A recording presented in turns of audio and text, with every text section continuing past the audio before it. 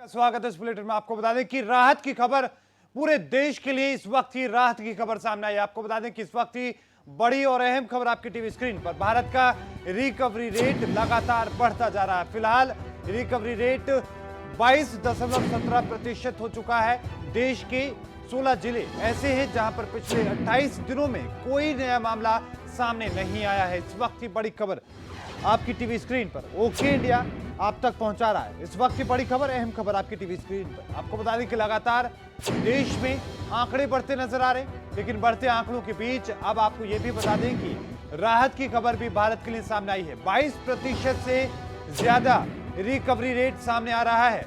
बड़ी राहत की खबर, महत्वपूर्ण खबर। आपको बता दें कि लगातार बढ़ते आंकड़ों के बीच में ये महत्वपूर्ण खबर है, एक राहत की खबर, भारत के लिए अच्छी खबर है। आपको बता दें कि देश भर में कोरोना वायरस का आंकड़ा लगातार बढ़ता जा रहा है। न सिर्फ देश भर में, पूरी दुनिया में कोरोना वायरस का खौफ लगातार जारी है, लेकिन सबके बीच में भारत के लिए यह महत्वपूर्ण और अहम खबर। वरिष्ठ सहयोगी नीरज शर्मा हमारे साथ जुड़ चुके हैं। नीरज शर्मा, एक राहत की खबर देश के लिए एक बड़े लंबे समय के बाद, क्या कुछ अपडेट है, विस्तार से बताएं।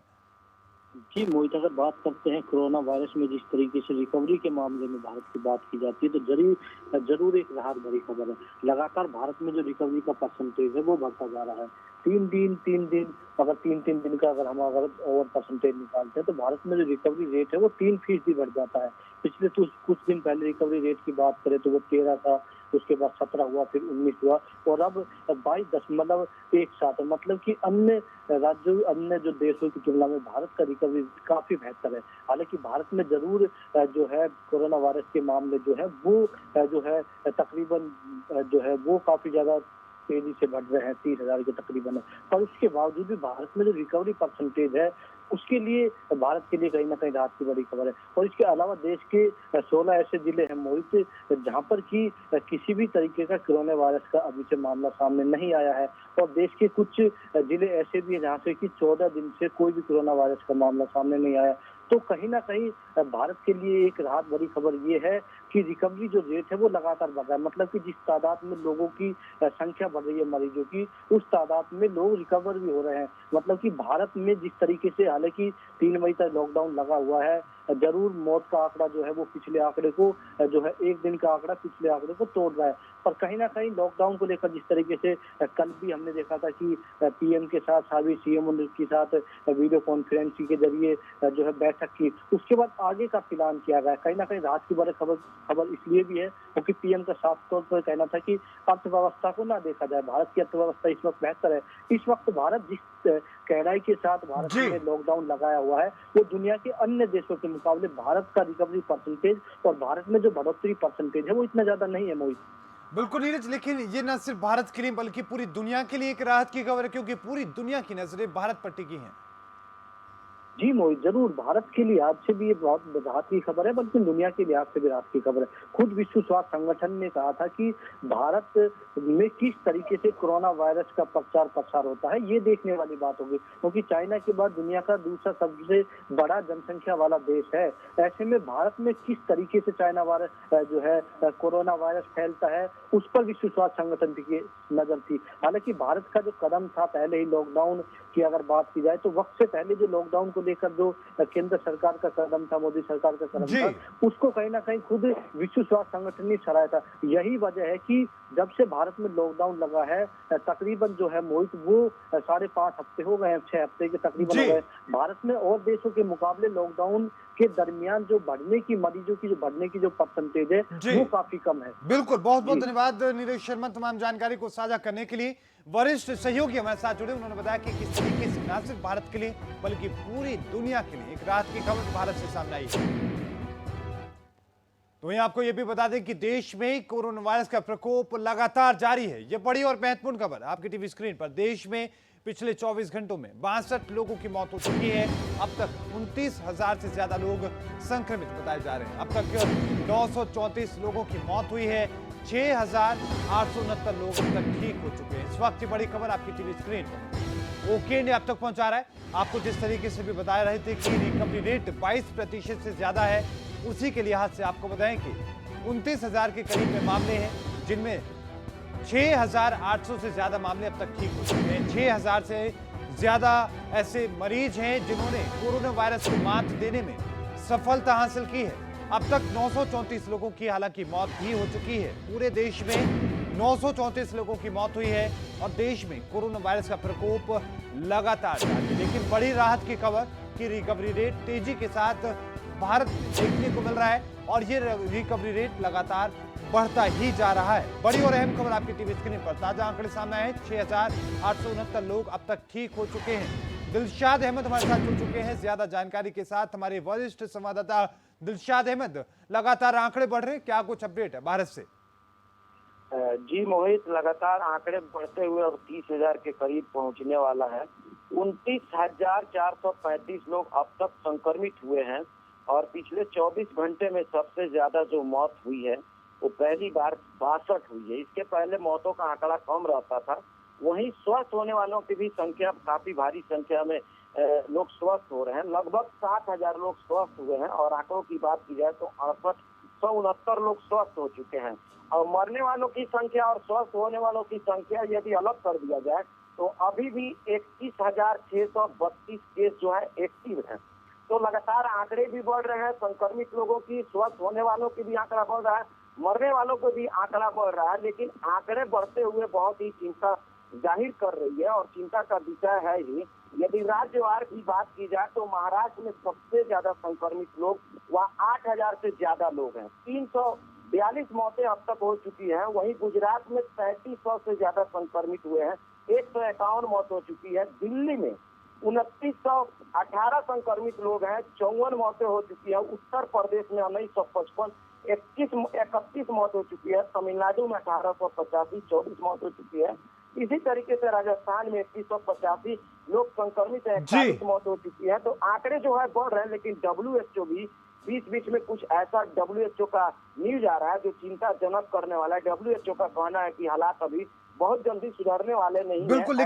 लेकिन दिलशाद में 29,000 में से 6,800 से ज्यादा लोग अब तक ठीक हो चुके हैं, कोरोना वायरस को मात देने में कामयाबी हासिल कर चुके हैं। 22% से ज्यादा रिकवरी रेट है। ये देश के लिए एक राहत की खबर है, लोगों के लिए राहत की खबर है।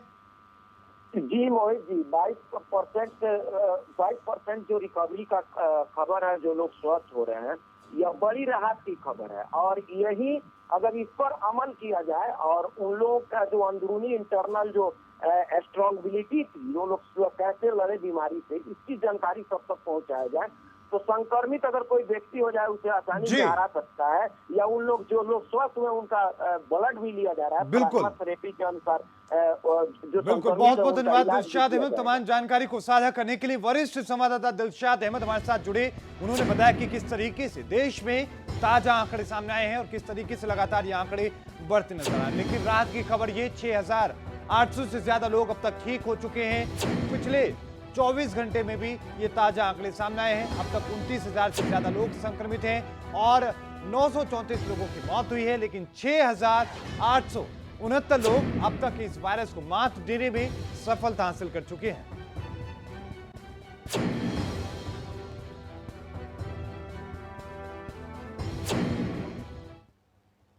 तो वहीं आपको बता दें कि पूरे देश में सबसे ज्यादा खतरनाक स्थिति महाराष्ट्र में है। लगातार आपको बता दें कि महाराष्ट्र में आंकड़े बढ़ते नजर आ रहे हैं। कोरोना संक्रमण का कहर लगातार जारी है। 8,500 से ज्यादा लोगों को अब तक ये संक्रमण अपने शिकार में ले चुका है, अपनी चपेट में ले चुका है। 369 लोगों की अकेले महाराष्ट्र में मौत हो चुकी है।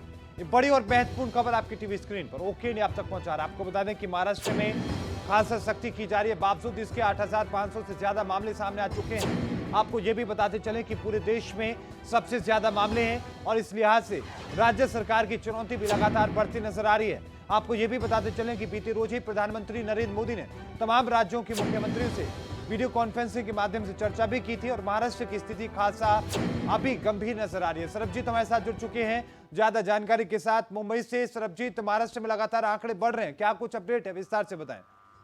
जी, महाराष्ट्र में इसमें आंकड़े हैं 8,000 कुछ ऊपर क्रॉस कर दिए हैं। हालांकि जो मृतक के आंकड़े हैं वो 300 के ऊपर क्रॉस कर दिया गया है। हालांकि इसको देखते हुए रेड जोन भी हर जगह घोषित कर दिया गया है। लेकिन जो कुछ आदेश दिए गए थे कि जो ग्रीन जोन है उसमें कुछ छूट मिलेगी, लेकिन मुंबई में लोग उसका उल्लंघन करते नजर आए, तो वो भी जो छूट की दी गई थी महाराष्ट्र सरकार की तरफ से, वो भी वापस ले ली गई है। हालांकि कल जो लॉकडाउन बढ़ाने की बात की गई है, क्योंकि मुंबई में हाई अलर्ट है, जिस तरह से देखा जाए तो हर जगह पे इनका कोरोना का पॉजिटिव शिकार पाया जा रहा है, रेड जोन है, तो उसको देखते हुए कल कॉन्फ्रेंसिंग में बात हुई है। हालांकि जो लॉकडाउन का पीरियड है वो 3 मई से आगे बढ़ सकता है, ऐसा अनुमान लगाया जा रहा है जी। लेकिन बढ़ते आंकड़े, क्योंकि पूरे देश में सबसे ज्यादा मामले महाराष्ट्र में हैं, ऐसे में किस तरह की स्थिति है, राज्य सरकार इसको कितनी गंभीरता से ले रही है? जी जी सरबजीत, बहुत बहुत धन्यवाद सरबजीत, तमाम जानकारी को साझा करने के लिए। हमारे साथ हमारे संवाददाता जुड़े, उन्होंने बताया कि किस तरीके से आंकड़े बढ़ रहे हैं। साथ में उन्होंने ये भी जानकारी दी है कि रेड जोन भी घोषित किया जा चुका है, जो राहत थोड़ी बहुत दी गई थी उसे भी वापस लिया जा चुका है। बड़ी और महत्वपूर्ण खबर आपकी टीवी स्क्रीन पर महाराष्ट्र से।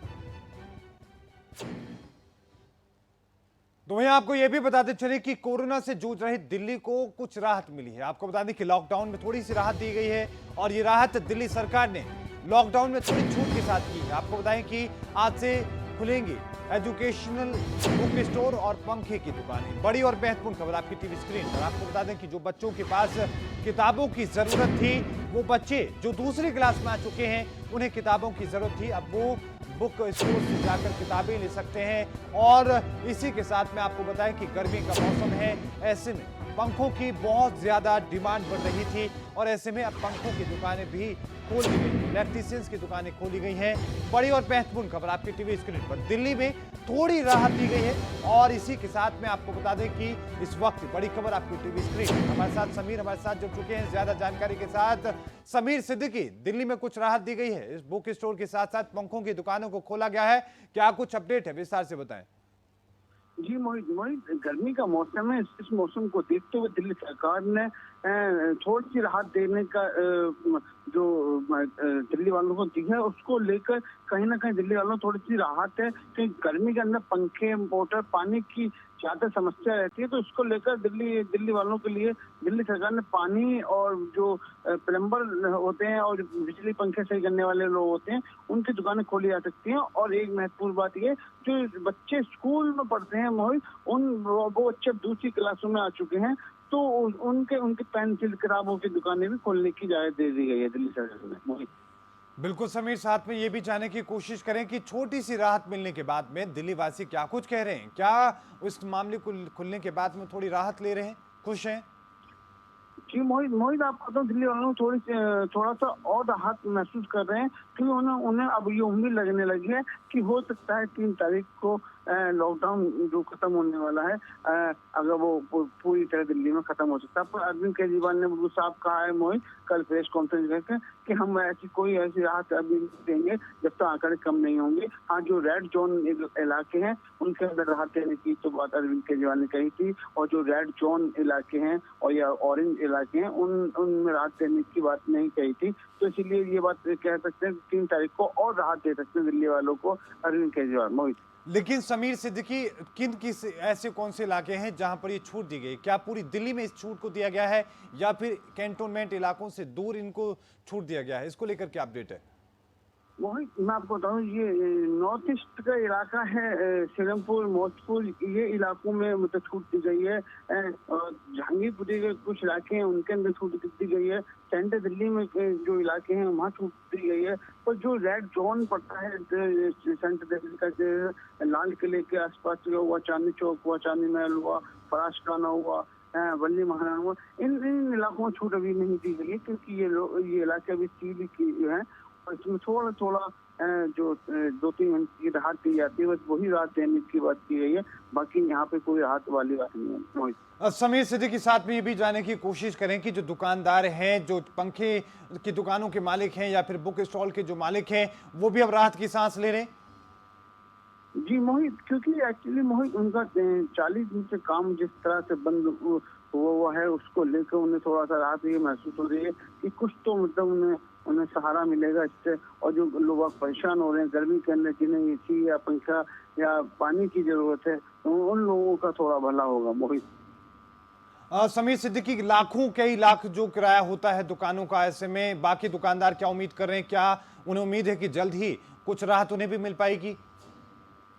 जी मोहित, बिल्कुल सही बात है मोहित। तो ज्यादातर ये दुकानें जो होती हैं किराए पे होती हैं, और जो किराए मकान मालिक होते हैं वो लगातार शिकायतें मिल रही हैं कि वो अपने पैसे किराया मांग रहे हैं। भले ही अरविंद केजरीवाल ने कह दिया था कि किराया ना लिया जाए, पर मोहित किसी ने, दिल्ली वालों ने किसी ने भी कोई बात सरकार की नहीं मानी है। वो लगातार किराएदारों पर प्रेशर बना रहे हैं अपने किराया लेने के लिए, और इसी का नतीजा है कि अब जो दिल्ली में थोड़ी सी राहत दी गई है, तो इसमें दुकानें खोली जाएंगी, और जो दिल्ली वालों का जो पंखे, बिजली, पानी का काम है वो दिल्ली वाले अपने करा सकते हैं। बिल्कुल समीर सिद्दीकी, आप हमारे साथ बने रहिए। तो इस वक्त की बड़ी खबर आपकी टीवी स्क्रीन पर ओके इंडिया आप तक पहुंचा रहा है। आपको बता दें कि बड़ी राहत मिली है दिल्ली वासियों को। अब पंखे की दुकानें और इसी के साथ में बुक स्टॉल जो है उनको खोलने की इजाजत दिल्ली सरकार की तरफ से दी गई है, और इसके बाद कुछ राहत मिलती हुई दिल्ली वासियों को मिल रही है। इस वक्त की बड़ी खबर आपकी टीवी स्क्रीन पर। हमारे समीर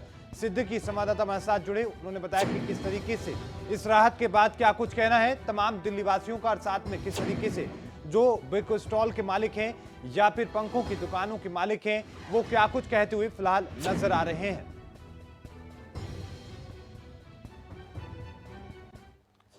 तो वहीं इस वक्त की एक और बड़ी खबर आपको बता दें कि दिल्ली में 190 नए मामले सामने आए हैं। इस वक्त की बड़ी खबर आपकी टीवी स्क्रीन पर। संक्रमित आंकड़ा, अब जो संक्रमित हैं, पॉजिटिव मामले हैं, उनकी संख्या 3108 पहुंच चुकी है। दिल्ली में मरने वालों की संख्या बढ़कर 54 हो चुकी है। 877 मरीजों ने कोरोना को हराया है। लेकिन राहत की बात यह है कि पिछले 24 घंटे में कोई मौत कोरोना वायरस से दिल्ली में नहीं हुई है। हालांकि 190 नए मामले जरूर सामने आए हैं। समीर सिद्दीकी हमारे साथ लगातार बने हुए हैं, हमारे संवाददाता। समीर, लगातार आंकड़े बढ़ते नजर आ रहे हैं, दिल्ली से क्या कुछ अपडेट है, विस्तार से बताएं।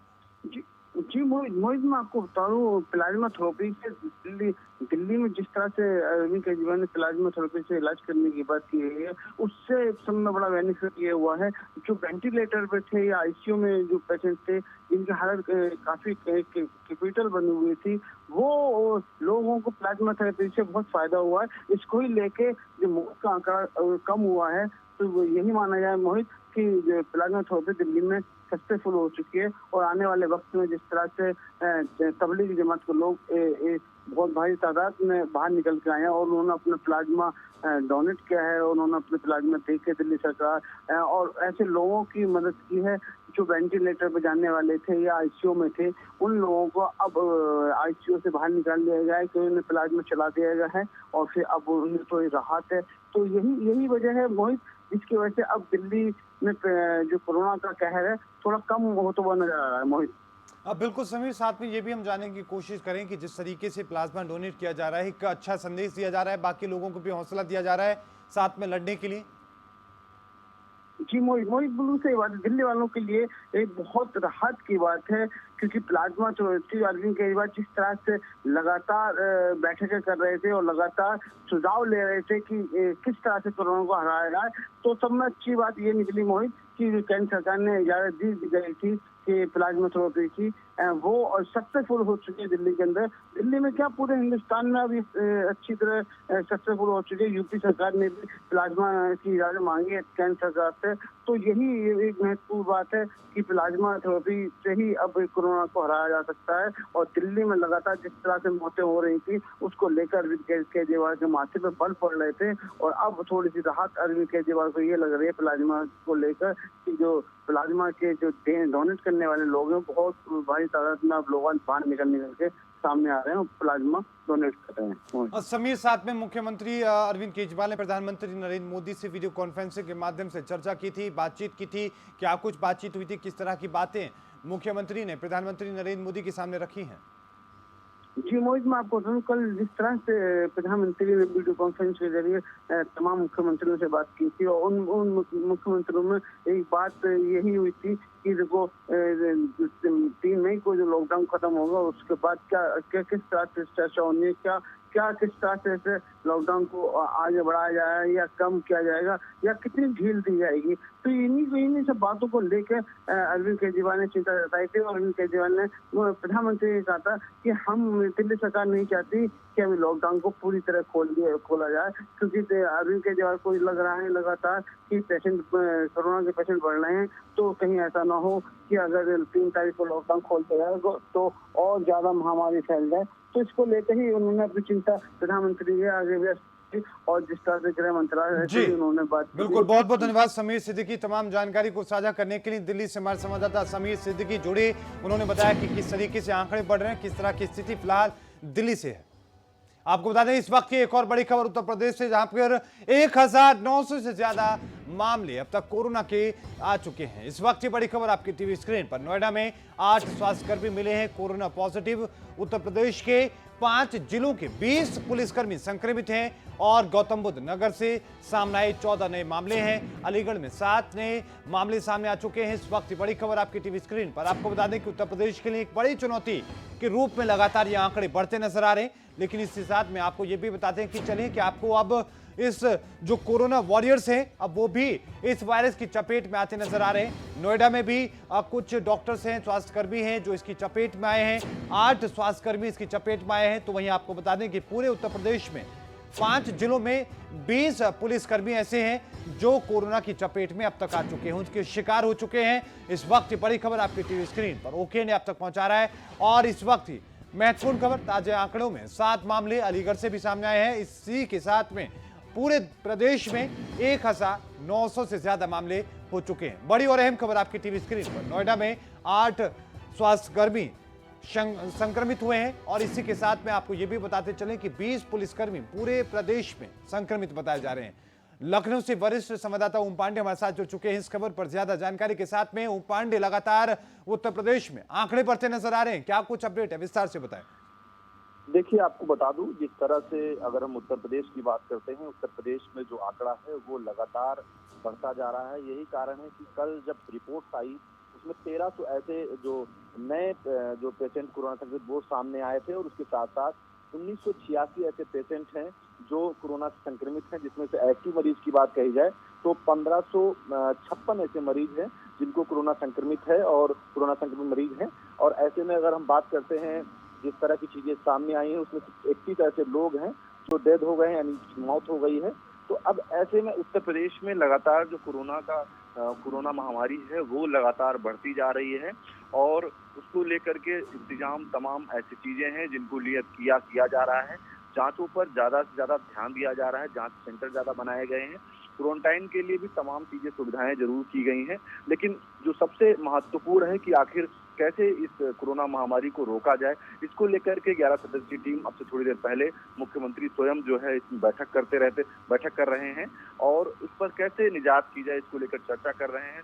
तमाम स्वास्थ्य सेवाओं को लेकर के लगातार पहल की जा रही है और उसके साथ साथ जिन जिलों में कोरोना पॉजिटिव मरीज हैं उन पर एक नोडल अधिकारी नियुक्त किया गया है और वो रिपोर्ट जो है शाम को मुख्यालय पर अपनी रिपोर्ट सौंपते हैं। और उसके साथ साथ ये सबसे अहम बात है कि आखिर कैसे इसको रोका जाए और उसके लिए उत्तर प्रदेश में लगातार हॉटस्पॉट बना दिए गए हैं। हॉटस्पॉट के माध्यम से उन एरियाओं को पूरी तरह सील कर दिया गया है जिससे कि कोई व्यक्ति जहां पर भी ऐसे संक्रमित मरीज हैं उनको जो है वहां पर किसी व्यक्ति का आना जाना ना हो। लेकिन ओम पांडे साहब हम ये भी देखें कि जो अब स्वास्थ्य कर्मी हैं वो भी चपेट में आ रहे हैं, पुलिसकर्मी हैं वो भी इसकी चपेट में आ रहे हैं, उसके बाद क्या कुछ स्थिति देखने को मिल रही है? देखिए, सबसे भयावह स्थिति यह है कि लखनऊ की पीजीयू में जो एक नर्स है जो स्वयं कोरोना संक्रमित मरीजों का इलाज में जुटी हुई थी, उस वार्ड में उसकी ड्यूटी लगाई गई थी, उसको ही कोरोना हो गया है। और सबसे महत्वपूर्ण सवाल आपने उठाया कि आखिर जो रक्षा करने वाले हैं जब उन्हीं को कोरोना हो जाएगा तो ऐसे में कैसे हम जो प्रदेशवासी हैं या देशवासी हैं उनकी रक्षा हो पाएगी, क्योंकि पुलिस और जो स्वास्थ्य कर्मी है उसको लेकर ये जरूर कहा जा रहा है कि लगातार वो ऐसे मरीजों के लिए और लोगों के लिए सेवा के लिए लगे हुए हैं। अब ऐसे में जो सबसे किट की बात की जाए, किट को लेकर भी जो सवाल खड़े हो रहे हैं और उसकी जो गुणवत्ता है उसको लेकर सवाल खड़े हो रहे हैं। तो अब जिस तरह की चीजें हैं ऐसे में मोहित, सबसे बड़ी बात यह है कि आखिर इन लोगों को कैसे बचाया जाए, इन लोगों की सुरक्षा का क्या पैमाना हो, इसको लेकर के प्रदेश सरकार भी लगातार सक्रिय है और मुख्यमंत्री बिल्कुल, ने इसको साफ लेकर तौर पे कहा लगातार है। उत्तर प्रदेश सरकार सक्रिय है। बहुत बहुत धन्यवाद ओम पांडे तमाम जानकारी को साझा करने के लिए। लखनऊ से हमारे वरिष्ठ संवाददाता हमारे साथ जुड़े, उन्होंने बताया कि किस तरीके से आंकड़े बढ़ रहे हैं, किस तरीके से राज्य सरकार कदम उठा रही है। बिहार के रुख करते हैं। आपको बताएं कि बिहार में 24 घंटे में कोरोना के 68 नए मामले सामने आए। इस वक्त बड़ी महत्वपूर्ण खबर आपकी टीवी स्क्रीन पर। 345 अब तक मरीजों की संख्या हो चुकी है। बिहार के रोहतास में तेजी से आंकड़े बढ़ते नजर आ रहे हैं। रोहतास में कुल मरीजों की संख्या 31 हो चुकी है। बड़ी और महत्वपूर्ण खबर आपकी टीवी स्क्रीन पर ओके इंडिया आप तक पहुंचा रहा है। आपको बता दें कि पूरे देश में आंकड़े बढ़ रहे हैं। इस बीच बिहार में सबसे कम आंकड़े थे, लेकिन अब वहां पर भी तेजी के साथ में आंकड़े बढ़ते नजर आ रहे हैं। 24 घंटे में 68 नए मामले सामने आए हैं और इसी के साथ में अब तक 345 पूरे राज्य के अंदर संख्या हो चुकी है। बड़ी महत्वपूर्ण खबर आपकी टीवी स्क्रीन पर ओके ने आप तक पहुंचा रहा है। पूरे बिहार में सबसे ज्यादा मामले अब रोहतास में नजर आ रहे हैं। बड़ी और महत्वपूर्ण खबर आपकी टीवी स्क्रीन पर। बिहार में 24 घंटों में 68 नए मामले। इस वक्त बड़ी खबर आपकी टीवी स्क्रीन पर ओके ने आप तक पहुंचा रहा है। 345 मरीजों की संख्या अब तक हो चुकी है। बिहार के रोहतास में तेजी के साथ में आंकड़े बढ़े हैं। इस वक्त बड़ी खबर आपकी टीवी स्क्रीन पर। रोहतास में कुल मरीजों की संख्या 31 हो चुकी है। इमरोज अहमद हमारे साथ जुड़ चुके हैं ज्यादा जानकारी के साथ में। इमरोज अहमद, बिहार में लगातार आंकड़े बढ़ रहे हैं, क्या कुछ अपडेट है, विस्तार से बताएं। जी, अभी बिहार में जिस तरह से देखा जाए अटेंडम जिस तरह से वृद्धि हुई है आंकड़ों में, ये आंकड़ा चौंकाने वाला साबित हो रहा है। हालांकि पहले लोग समझ रहे थे कि अब ये रुक गया है, लेकिन ऐसा नहीं देखने को मिला। लगातार जो पटना, कैमूर, आपको मैं बता दूं जमालपुर, मुंगेर, ये साइड जो ऐसे हैं जो हॉटस्पॉट इलाके में आ गए हैं और यहाँ लगातार वृद्धि हो रही है। लगभग अभी आंकड़ा ताजा आंकड़े की बात करें तो 345 है और लगभग 31 व्यक्तियों की इसमें मौत हो चुकी है और ये कहीं ना कहीं गंभीर मामला देखने को मिला। हालांकि सरकार चारों तरफ से जिस इलाके में मिल रहे हैं वहां से 3 किलोमीटर की दूरी तक तो पूरे इलाके को सील कर दिया गया। हर आने जाने वाले को पाबंदी लगा दी गई है और एक चीज मैं बता दूं कि सैनिटाइज की पूरी व्यवस्था की जा रही है। एनडीआरएफ की टीम वहां बुलाई गई है। लगातार इस तरह से कार्य किए जा रहे हैं। जी, अब इमरोज अहमद, साथ में रिकवरी रेट की हम बात करें तो बिहार में किस तरीके से देखने को मिल रहे हैं, कितने मरीज ठीक हुए हैं, क्या आंकड़ा नजर आ रहा है?